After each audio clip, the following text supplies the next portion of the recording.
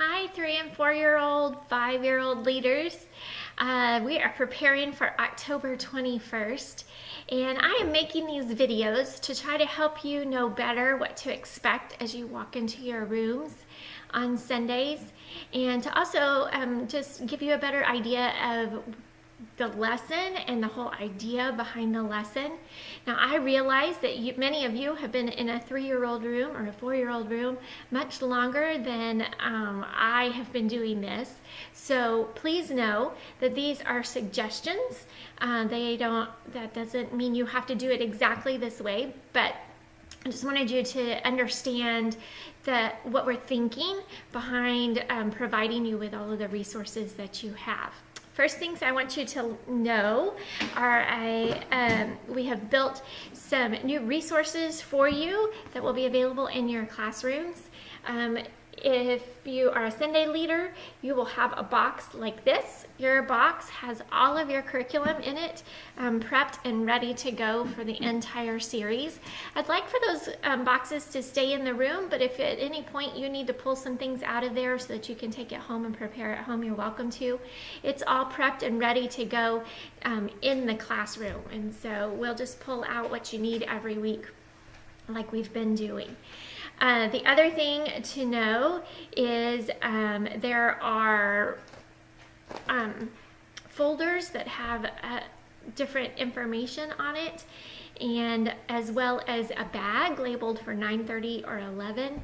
And this is just really mostly so that you know that you have enough to take care of all of the kids. We've separated it out, so you shouldn't need to pull anything from the 11 o'clock bag if you're a 9:30 leader. 11 o'clock leaders, if there's still something left in a 9:30 bag and you do need it, go ahead and use it. Otherwise, it's just going to go back on a shelf. If at any point through that you realize maybe I don't have what I thought I was going to have, please let one of the Sunday morning leaders know, and we'll be happy to help get it there for you. All right, so as we were looking at a bunch of our curriculum things, one of the things that we want to make sure that kids are beginning to understand, especially our threes, or especially our 4-year-olds, is that everything we do from here on out is done in a small group. And so we are giving you some activities that we would typically do in a kindergarten, 1st, 2nd, 3rd, 4th, 5th grade group, as well as when they move into student ministry, there's typically always an icebreaker or some kind of icebreaker kind of questions, and some discussion within the group. And so as soon as we can help kids begin to see the model of small groups, it's a good thing. It also is a great way for you to connect with kids. One of our values that we have had in children's ministry for several years now is we want kids to connect in relationship, not to a room. And while our rooms are inviting and exciting and there's fun toys in there, we don't want the room to be the thing that they remember at the end of the day. And likely it's not going to be the room or the toy that they remember at the end of the day. It's going to be you and the relationship they built with you. So these activities are meant for you to have more time to continue to build those relationships and help build some structure within your time. So your social activity, this is an activity to be done before small group, large group starts. Also, our kindergarten through 5th grade leaders use it to fill more time later on. So if after you've done your large group, after you've done your small group, if you need something to fill some more time, feel free to go back to that social activity. It's really just meant for kids to interact with each other, and as many times as we can help them begin to form those relationships that are going to help us build disciples, we want to do that.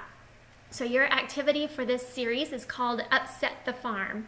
And the whole idea behind this activity is that book that I know my kids love to read is Are You My Mother? And so the kids are supposed to find, because we're talking about families with Abraham, kids are supposed to find the match to their family. So there's some pictures of some farm animals, and they're supposed to wander around and try to find their match for their family. There's some other explanation there in the activity. Feel free to change that up as you learn to do the activity with kids and see if there's different ways that you can play that together. Then I believe most of you guys listen to some of your DVD with your worship songs, and then watch the Bible story together on your DVD. Then after that, it is time for small group. And in small group, we always do one application activity, an activity that helps the kids learn the memory verse, and then we pray and help gather things together.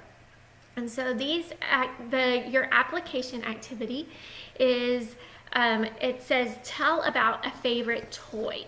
So what you have is a bag like this, and in your bag, you're going to take the toys or the stickers that are in your Ziploc bag and put it in your bag, and then you're going to play a game kind of like musical chairs, if you want to, and pass out the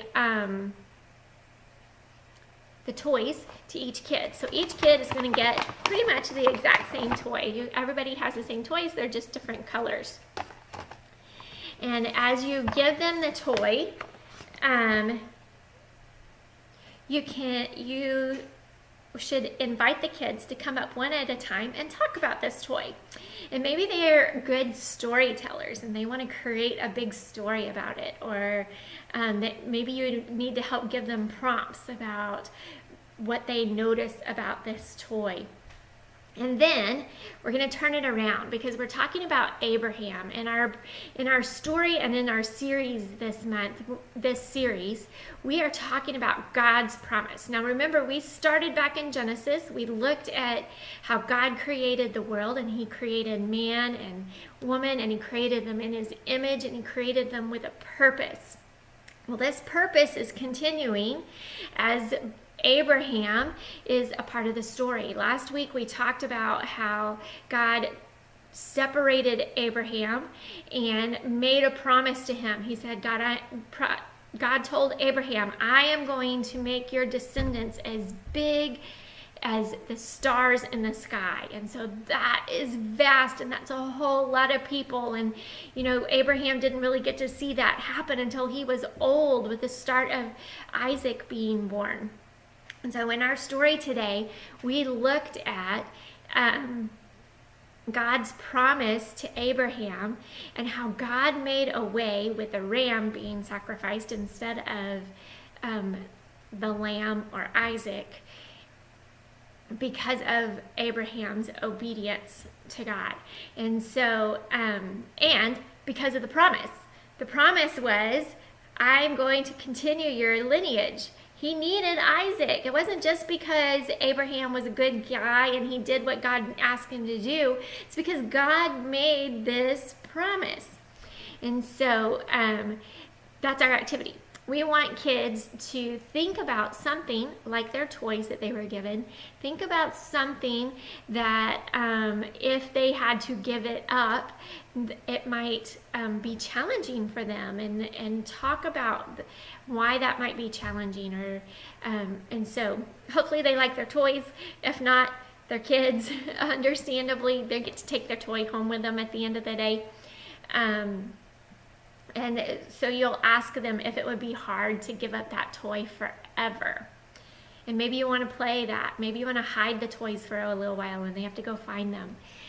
Feel free to extend that activity as long as possible. Really, kids are learning to engage in small group and learning that this is a safe place to ask big questions. Then you're going to work on your memory verse. Your memory verse this series is, if you belong to Christ, then you are Abraham's seed and heirs according to the promise. So we've made up some actions for you to help the kids learn these words.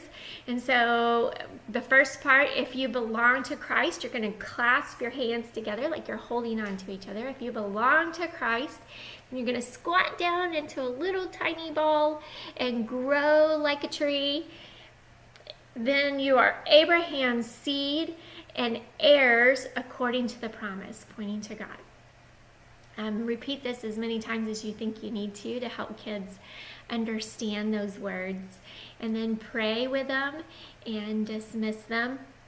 I know each of you guys do that differently in your room, so if this is the point where you do snack, or if you do snack before all of this starts, enjoy. Thank you for leading. If you need anything at any time, please reach out to me.